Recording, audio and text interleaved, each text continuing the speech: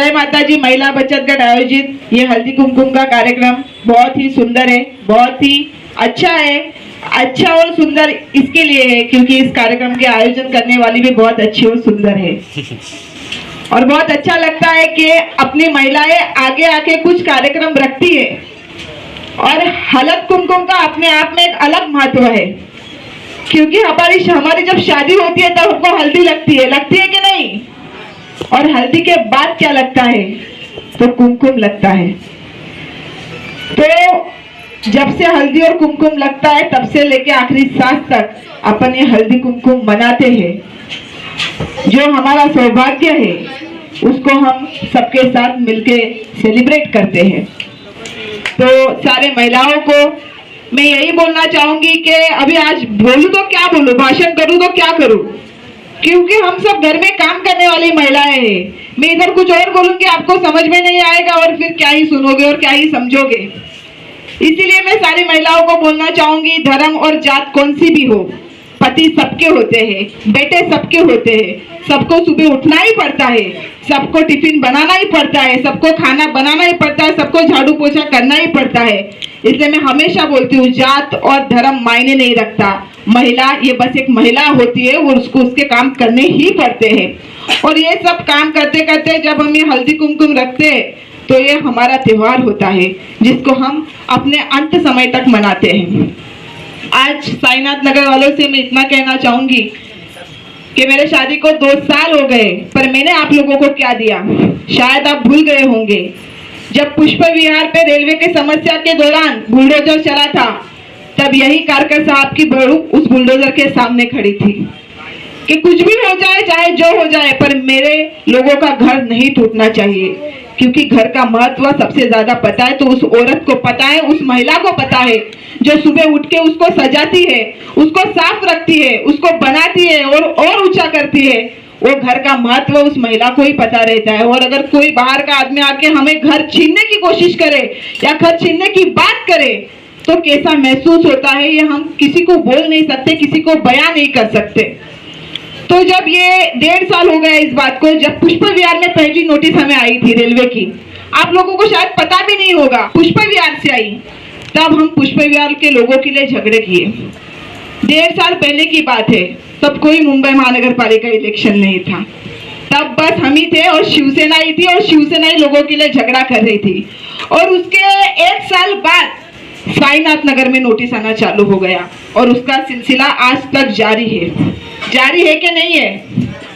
इसलिए मैं आज इस अच्छे समय पे हल्दी कुमकुम के बाद काम और जो चल रहा है, जिसके हमें जरूरत है, जो हम चाहते हैं, उसकी बात मैं जरूर करूंगी।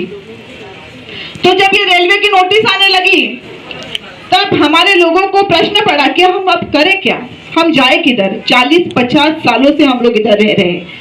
और ये बात जरूर पूछना चाहूंगी कि अगर सरकार, केंद्र सरकार, राज्य सरकार, मुख्यमंत्री और प्रधानमंत्री और मंत्री अगर उनका है, भारतीय जनता पार्टी का है, तो लोगों को घर क्यों नहीं दे जा रहे? जब पुष्प में घर दे तो कौन आता वहां पे देखते हैं कि कौन कहाँ रह रहा है, कौन क्या खा रहा है? उनके किचन टूट गए, उनके घर टूट गए। 1.5 साल पहले कहाँ थे ये लोग? पूछना चाहती हूँ मैं, कहाँ थे ये लोग? तब वहां पे कोई नहीं आया, बस इसे शिवसेना का क्रमांक 6 और उनके नगर सेवक टूटने के बाद भी उधर खड़े थे और सबको खिचड़ी बांट रहे थे। जब टूट रहा था तभी भी कोई नहीं आया भारतीय जनता पार्टी से, और जब टूट गया तो वो देखने के लिए भी कोई नहीं आया। पर अभी पता चल रहा है कि बिल से निकल रहे हैं धीरे धीरे, क्योंकि मुंबई महानगर पालिका चुनाव आ रहा है। अभी मुंबई महानगर पालिका का चुनाव आ रहा है, इसलिए आपको पूछने आएंगे, केम छो, मजामा, कैसे हो, कसं काय, बरं हाय, काय हवंय, ये सब अभी चलेगा। अभी बंगला मांगोगे तो बोलेंगे चुनाव के बाद आपको बंगला भी देंगे, वोट हमको ही देना।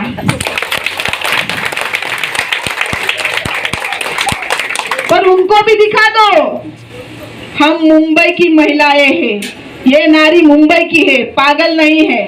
पहले हमारे घर के लिए लड़ो। शादी के बाद बस 2 साल हुए, पहली केस मैंने आपके लिए ली है।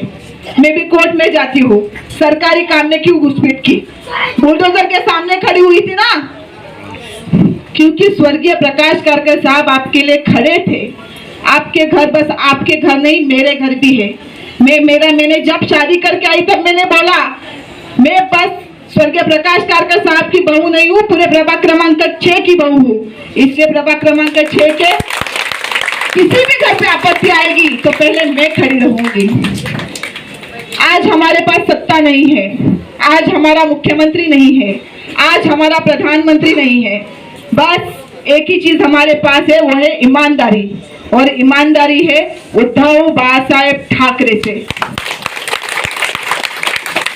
संघर्ष की यात्रा शुरू हो गई है और संघर्ष की तैयारी हमने चालू कर दी है। वैसे भी एक औरत को जन्म से ही संघर्ष करना पड़ता है, पहले तो जन्म लेने के लिए संघर्ष करना पड़ता है पेट में, और उसके बाद बड़े होते होते अपने मायके में भी संघर्ष करना पड़ता है और ससुराल में भी संघर्ष करना पड़ता है, और संघर्ष करते करते उसका अंत हो जाता है। तो ये कहानी हमारे संघर्ष की है।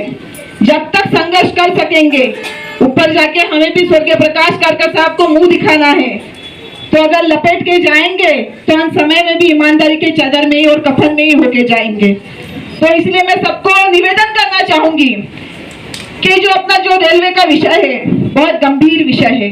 अगर यहाँ पे आके आपको कोई ठाम से बोलता है, लिख के देता है कि मुझे वोट दो, मैं आपको अब भी कर दूंगा, तो मैं बोलूंगी आप उनको वोट करो, क्योंकि आपका घर महत्व है, आपका घर बचना चाहिए। मैं नहीं बोलूंगी कि आप हमें वोट करो या शिवसेना उद्धव बाळासाहेब ठाकरे को वोट करो। अगर आपके लिए कोई खड़ा है, आपके आंसू में कोई आंसू निकाल रहा है, तो उनके लिए खड़े रहो, पर अपने घर को लेकर अगर कोई राजनीति करेगा तो उसको यहाँ से भगाओ कि ये मेरा घर है, यहाँ पे राजनीति नहीं होगी। क्योंकि हमने देखा 1.5 साल में कोई नहीं आया, पर अभी ये कुछ 5-6 महीने से आ रहे हैं। एक कभी साईनाथ नगर 1 में आता है, कोई 2 में आता है, कोई 3 में आता है, तो अभी इस बिल से चूहे बाहर निकल रहे हैं। अपने प्रभाग क्रमांक 6 को घूस नहीं लगनी चाहिए। पता है ना घूस क्या करती है? सब औरतों को पता नहीं होगी, तो आप ही ऐसा मत करो।